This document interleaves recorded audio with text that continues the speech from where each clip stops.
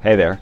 You've probably heard me say several times that saturated fats are nothing to be concerned with, and actually encourage you to cook with coconut oil, eat grass-fed beef, and not worry about naturally occurring fats like in whole milk or butter.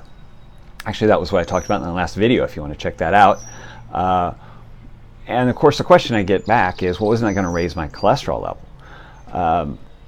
Yeah, it might, but that's really not something to be concerned with. I mean, all of the scare for the last 3.5 years about eating saturated fat and dietary cholesterol having a negative effect on our hearts and our health really was just bad science. So, I mean, try to ignore the last 3.5 years of propaganda if you can. But really, your total cholesterol isn't a health concern. Now, if your doctor's concerned that you have a high LDL ratio to total cholesterol, or your triglycerides are up, then you may want to take a closer look at your cholesterol. But cholesterol itself, dietary cholesterol, is a very necessary nutrient. We need it. It's great for, we use it, I should say, for creating hormones, for synthesizing vitamin D. It actually coats our nerves. It's actually it creates like an insulation for our nervous system to make it more efficient, and it's in our brains. So we need cholesterol, okay, and we need saturated fat. The kind of cholesterol that's created from eating saturated fat and dietary cholesterol is not the kind to be concerned with. So there's different types of LDL. We're always told, oh, the HDL is good, the LDL is bad. Well, that's oversimplifying. There's many types of LDL cholesterol, just like there's many types of carbs. You wouldn't compare broccoli to fettuccine, would you?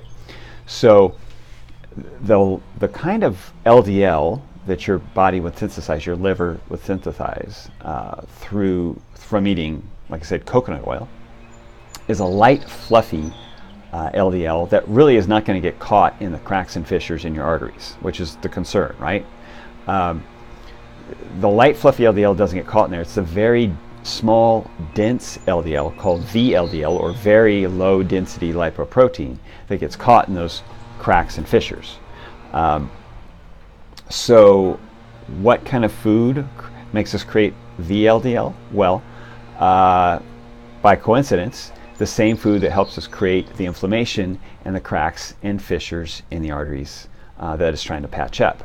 So alcohol, sugar, starches, all those things create inflammation, also cause our liver to create these VLDLs and release them into our blood to patch it up. So sort of like a cleanup method, right?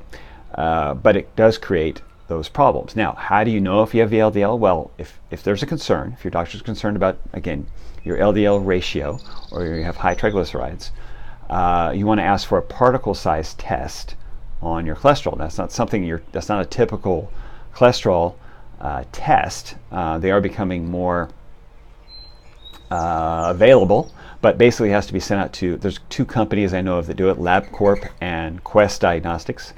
They'll do a particle size test, and they'll determine how much of it is it normal LDL, light fluffy stuff, and how much is the VLDL. So you want the size and number or ratio of VLDL to LDL. Now, if that's high, then you've got an issue.